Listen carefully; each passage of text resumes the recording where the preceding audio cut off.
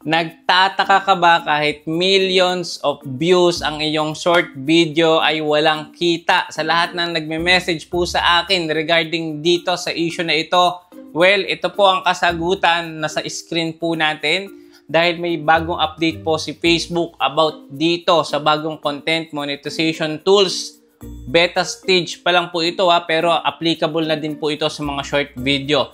Kaya nagtataka ka, walang mga ads na nag-a-appear kahit million of views yung ating mga short videos. Ito po yung dahilan sa bagong update.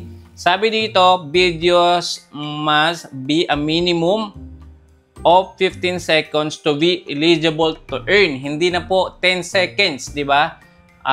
Yun. So, pag-uusapan natin yan yung details niyan maya-maya. And before po tayo mag-proceed, guys, baka ngayon ko palang napadpad sa ating YouTube channel, don't forget to subscribe dahil meron po tayo na-upload daily or weekly dito sa ating YouTube channel regarding sa Facebook monetization tools and more updates. And dahil nga po may bagong updates, baka po hindi nyo pa alam, ito, meron na pong content o creator monetization or yung content monetization beta. Pwede na po kayo mag-set up niyan if kayo po ay invited na ni Facebook dito. Meron na po mga ilang invited na. So, papakita ko sa inyo yung sample ng mga na-invite. Kung ano yung makikita natin sa ating professional dashboard. Kung bakit nagsama-sama na yung earnings natin sa isang payout monetization tab. So, eto siya guys. So, ganun lang din naman yung pag-set up nito. Kailangan mo pa rin po mag-provide ng email address, contact number, syempre yung tax or yung W8BN form, yung business type, still individual. And then, kailangan nyo pa rin po ng bangko na nakaka-receive ng international payment or remittance. Once na set up nyo na yan, ganito na po ang magiging itsura. Ayan. So, meron na pong nadagdag sa ating tools. Sa ads on Reels, bonuses, in-stream ad subscription. Yung pinaka-last part guys, ito yung content monetization. Ayan, sabi dito, earn money from Facebook from all your well-performing content. So, dapat po talaga yung content na ilalagay or i-upload natin ay well-performing. So, nakabase po yung kita natin sa mga pinopost natin. Pwede nga po tayong kumita gamit yung mga pictures, yung mga status, yung long-form video at short-form video. So ngayon, sama-sama na po yan. Parang ganito. Magiging isang tab na lang siya na makikita nyo yung earnings nyo dito. Like for example, sa photos and text. Magkasama yan. Alam naman natin yung photos and text, yan po yung kita natin sa bonus program. And then yung next, yung videos, automatically, yan po yung long-form videos.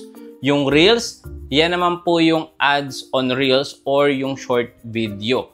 So ngayon, paano tayo makakapag-apply at ano nga ba yung dapat natin gawin para maging eligible yung mga Reels video natin. So punta lang po ako dito sa ating Facebook, dito sa browser. So, browser po tayo. So, makikita natin guys dito, ayan, ito Facebook, content monetization, beta test. Ito siya guys. Basahin lang natin guys, saglit lang to. Sabi dito, the content monetization beta combines 3 existing Facebook monetization programs. Number 1, in-stream ads which monetize videos. Ads on Reels which monetize Reels or short videos. And then yung pangatlo, performance bonus program which monetize videos, photos, and text posts. So, tatlo yung pinakita ko sa inyo guys kanina. And, sabi dito, you will not be able to join, rejoin, or continue participant in ads, in-stream ads, ads on Reels, or the performance bonus program after on board on the content monetization beta. Ibig sabihin, one-time invitation lang po ito. So, make it sure palagi nyong i-check ang inyong professional dashboard. Baka meron na kayong ready to fill out ng mga information regarding dito sa content monetization tools. And papakita ko sa inyo guys dito kanina yung ating pinag-uusapan kung bakit kahit nag-million of views na, may papakita ko sa inyong isang sample videos na 19 million or 10 million views ata ito pero walang nag-a-appear na ads. Pero i-check ko ulit mamaya kung may mag-a-appear na ads. Dahil nga po, sabi dito, ayan, basahin muna natin guys yung upper part. The amount you earn may change over time. So nakadepende pa rin po yung kita natin kung yung ating videos ay well-performing, mataas yung engagement, shares, comment, or yung interactions doon sa ating video. And sabi pa dito, di ba, multiple factors may determine what is monetized, eligible, and how much you can earn.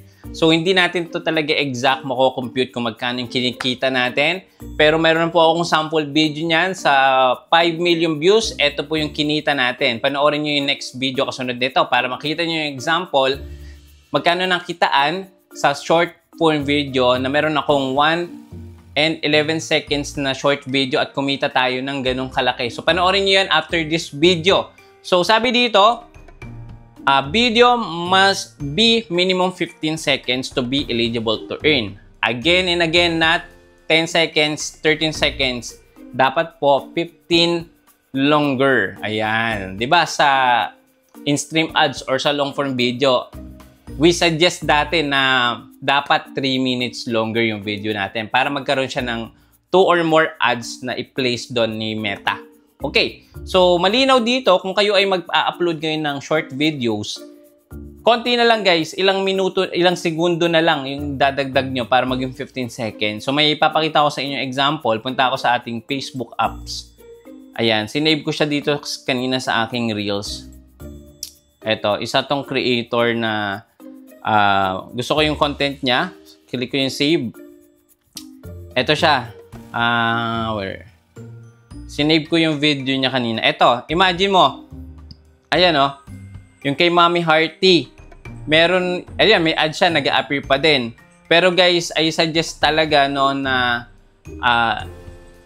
kung may bagong update, mas okay. I-set na natin ang tawag dito. 10 or more than 15 seconds. Okay? Yun yung pinaka-suggested talaga.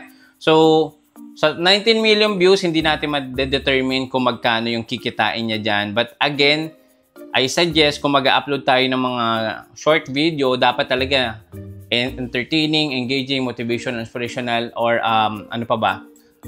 Yung mga mahuhook talaga yung mga viewers natin. At the same time, no, once na dumaming comment and interaction diyan, possible talaga maglagay si Facebook ng maraming ads. Okay? So, yun lang. And at the same time, guys, kung gusto nyo mag-fill out or kung interested kayo sa bagong update ni Facebook related dito sa content monetization or creator monetization tab, kailangan nyo, guys, mag-send ng interest. So, paano nga ba yan? Sobrang dali lang naman yan. Meron tayo, guys, dito. Balik na natin. Eto, ayan. So, kailangan nyo lang i-click yung link na ilalagay ko dyan sa pin comment or dyan sa may description. So, kailangan nyo lang guys ilagay dito yung email address na nakalink sa Facebook nyo or dapat active yung email address. Pangalawa, yung Facebook URL nyo. So, very basic na lang to. Alam nyo naman kung saan nakukunin yan. Meron na din tayong mga guide. And dito sa other social media accounts, like for example, sa isang profile account, meron kang 10 na pages. Pwede mo siyang ditong ilagay lahat. Okay, take note. Pwede mo siyang ilagay lahat dito para isang sending ng application or interest dito sa bagong update na ito. Ang gagawin nyo lang, isa-separate nyo lang siya by comma.